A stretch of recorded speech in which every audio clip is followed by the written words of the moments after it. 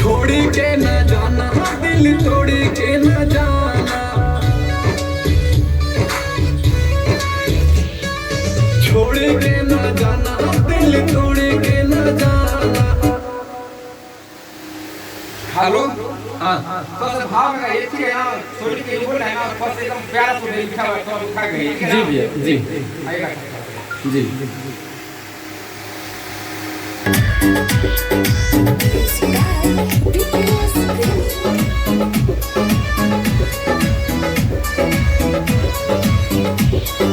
छोड़ के ना जाना दिल तोड़ के ना जाना,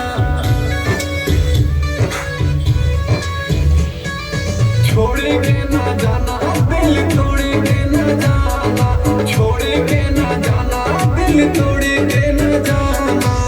मारते हैं तुम पे जन्म, मारते हैं तुम पे जन्म, हमें ना भुलाना।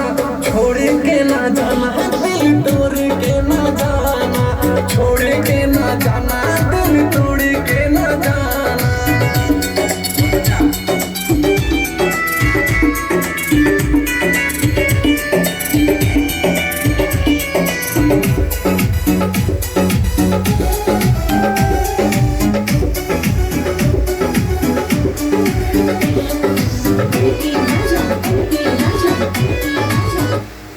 हेलो हाँ जी। आंध्रा किससे पहले लगा मिल गई छोड़ के ना जाना आंध्रा आंध्रा ये पूरा हो गया मुझे आंध्रा किससे मरते हैं तुम पे जानम, मरते हैं तुम पे जानम, हमें ना भुलाना। छोड़ के ना जाना दिल तोड़ के ना जाना। आएगा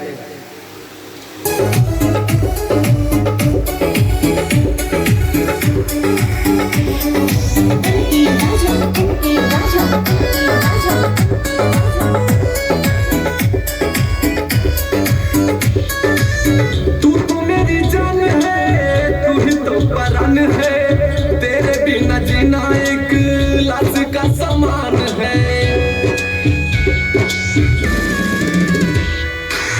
तू तो मेरी जान है, तू ही तो परान है, तेरे बिना जीना एक लाश का समान है।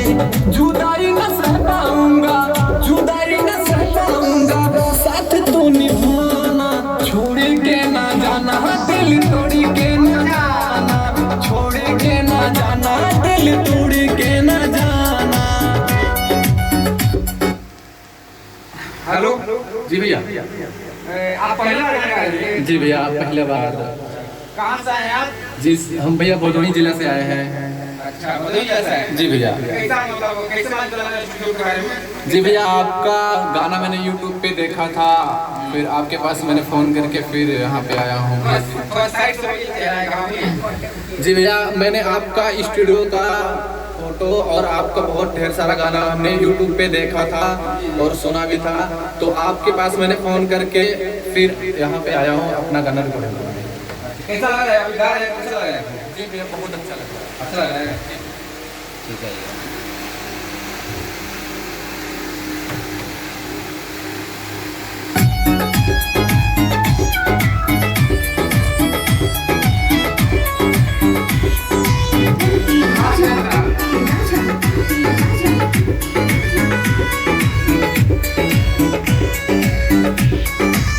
सोनू सचिन को तुम कभी न रुलाना, वादा किए हैं तो प्यार को सजाना।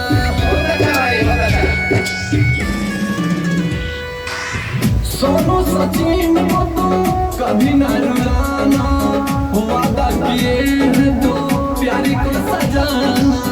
लाकी लखंदर को तुम, लाकी लखंदर को तुम दिल न दुखाना। छोड़ के ना जाना दिल तोड़ के ना जाना, छोड़ के ना जाना दिल तोड़ के ना जाना। बहुत अच्छा है आइए